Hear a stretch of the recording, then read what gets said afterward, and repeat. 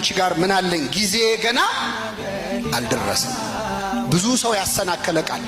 አንዳንድ ሰዎች ክርስቶስ እናቱን ነቀፋት ይላል። እንኳን ክርስቶስ እኔ ኃጢአተኛው እናቴን ሰው ፊት አልነቅፍም።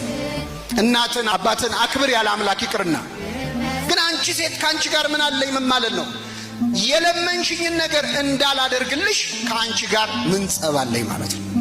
በምን አወቅን? በመጽሐፍ ቅዱስ አንዲት ሴት በዚህ በመጽሐፈ ነገሥት ምዕራፍ 17 ላይ ኤልያስ የተባለ የእግዚአብሔር ነቢይ በቤቷ እንግዳ አድርጋ ተቀበለች። ኤልያስ ቤቷ ሲገባ በሱ በረከት እግዚአብሔር ቤቷን ባረከው። ጥቂት ዱቄት ነበራት። ዱቄቱን ባርኮት ኤልያስ ጸልዮ 6 ወር ሙሉ ያንን ዱቄት ሲመገቡ ቆዩ። በኋላ የዚህ ሴትዮ ልጇ ድንገት ሞተ። ዮናስ የሚባለው ነቢይ ነው፣ ሕፃን ነው። የዛኔ ድንገት ሞተባት። ደነገጠች። ወደ ኤልያስ መጣች። ምን አለችው?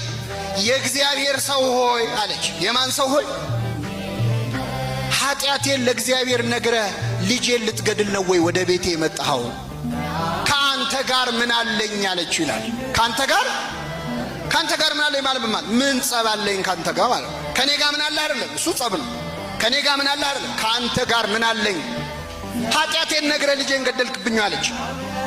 የማርቆስ ወንጌል ምዕራፍ 1 ላይ ራሱ ሰይጣን ክርስቶስ ሲመጣ ሲያየው የናዝሬቱ ኢየሱስ ሆይ የእስራኤል ቅዱሱ የእግዚአብሔር ቅዱሱ ካንተ ጋር ምን አለን? ልታጠፋን መጣህና አለ። ካንተ ጋር ምን አለን ማለት ምን ጸብ አለን ማለት።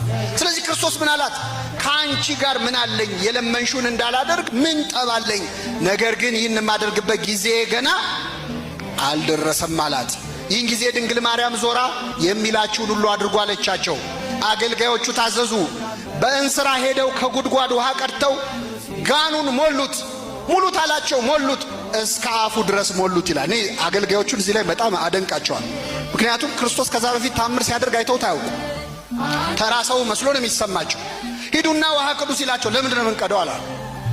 ሄደው ቀድተው ሙሉ አላቸው። ሞሉ፣ እስከ አፉ ሙሉት አለ። ሞሉ። ይህን ጊዜ ክርስቶስ ወይ ውሃው ላይ አልጸለየ፣ ወይ እጁን አልነከረበት፣ ወይ አላማተበበት።